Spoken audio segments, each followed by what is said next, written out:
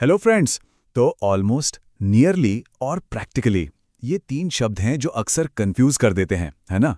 लगता तो है कि तीनों का मतलब भाई एक ही है, पर फिर सवाल उठता है कि इन्हें इस्तेमाल कब और कहाँ करना है। ये थोड़ा सा ट्रिकी हो सकता है।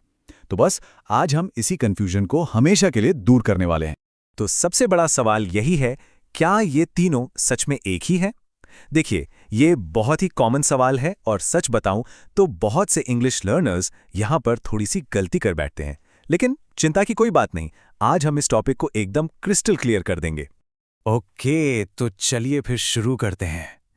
अब देखिए, इनके बीच का जो फर्क है उसे समझने से पहले ये जानना बहुत जरूरी है कि आखिर ये एक जैसे कहाँ हैं। क्योंकि सच तो ये है कि इनकी जो ये सिमिलैरिटी है ना, वही तो सारी कंफ्यूजन की जड़ है। तो सबसे पहली और सबसे अच्छी खबर सुनिए। ज्यादातर पॉजिटिव सेंटेंस में, मतलब जहां नॉट नहीं आता, वहां आप इन तीनों शब्दों को एक दूसरे की जगह पे यूज कर सकते हैं, कोई दिक्कत नहीं। तो अगर आपको भी लगता था कि ये एक जैसे हैं, तो हाँ, आप काफी हद तक सही थे। चलो एक एग्जाम्पल देखते हैं। मान लीजिए हम कहते हैं she almost missed her train, या फिर she nearly missed her train, या ये भी कह सकते हैं कि she practically missed her train. मतलब तीनों का एक ही है कि वो अपनी ट्रेन पकड़ते पकड़ते रह गई, बस जरा सा चूक गई। यहां पर आप तीनों में से कोई भी यूज कर लो, सब चलेगा। अब यहाँ पे एक और मजेदार बात है।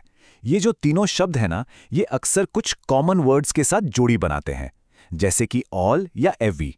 आप कह सकते हैं almost all, nearly all, practically all. इससे पता चलता है कि हाँ भाई, इनमें काफी कुछ कॉमन है। ठीक है, तो सिमिलैरिटीज तो हमने देख ली। अब आते हैं मेन मुद्दे पर, इनके बीच के फर्क पर, ताकि आप इन्हें बिल्कुल एक नेटिव स्पीकर की तरह यूज कर पाएं, क्योंकि हर शब्द की अपनी एक खासियत है, एक अलग पर्सनैलिटी है। पहला और सबसे जरूरी नियम, रूल नंबर 1। नियरली को नंबर्स बहुत पसंद हैं। मतलब जब भी आप किसी क्वांटिटी, संख्या या आंकड़ों की बात कर रहे हो ना, तो नियरली आपका बेस्ट फ्रेंड है।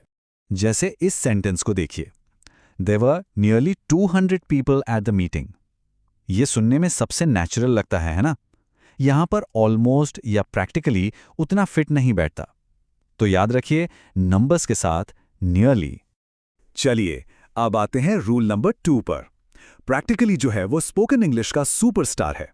मतलब फॉर्मल राइटिंग में शायद ये आपको कम दिखे, लेकिन आम बोलचाल में, दोस्तों से बातचीत में ये बहुत ज्यादा इस्तेमाल होता है। ये थोड़ा इनफॉर्मल और फ्रेंडली साउंड करता है। तो ये बातें याद रखनी है। प्रैक्टिकली बातचीत में बहुत कॉमन है, इसका इस्तेमाल अक्सर ऑल के साथ होता है।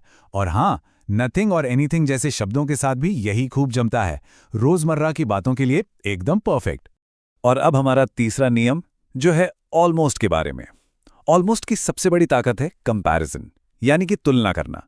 जब आपको यह दिखाना हो कि कोई एक चीज किसी दूसरी चीज जैसी ही है, बस लगभग वैसी ही, तो ऑलमोस्ट से बेहतर कुछ नहीं। ये एग्जाम्पल देखिए, बात एकदम साफ हो जाएगी। The boat looked almost like a toy. इसका मतलब है कि वो नाव लगभग एक खिलौने जैसी ही दिख रही थी। देखा, कितना बढ़िया कंपैरिजन है। अच्छा, एक मिनट, अगर आपको यहां तक सब कुछ समझ आ रहा है और ये जानकारी काम की लग रही है, तो प्लीज एक छोटा सा काम कीजिए, इसे लाइक कर दीजिए। और हाँ, English with Afzal Zameer channel को सब्सक्राइब करना बिल्कुल मत भूलिएगा, ताकि ऐसे ही काम के विश्लेषण आपको आगे भी मिलते रहें। चलिए अब थोड़ा और गहराई में चलते हैं, कुछ एडवांस्ड रूल्स देखते हैं। ये वो रूल्स हैं जो आपकी इंग्लिश को वाकई अगले लेवल पर ले जाएंगे और आपको भीड़ से अलग खड़ा करेंगे। तो एक बहुत इंपॉर्टेंट नियम ये है कि एनीबडी, एनीथिंग, नोबडी या नेवर जैसे जो शब्द होते हैं ना, उनके पहले ऑलमोस्ट और प्रैक्टिकली ही लगते हैं। ध्यान रखिएगा, यहां पर नियरली का इस्तेमाल नहीं होता। ये एक बहुत कॉमन मिस्टेक है। जैसे इस सेंटेंस में I'll eat almost anything, मतलब मैं लगभग कुछ भी खा लूंगा। यहां ऑलमोस्ट एकदम सही है। आप चाहें तो I'll eat practically anything भी कह सकते हैं, वो भी चलेगा, पर नियरली एनीथिंग नहीं।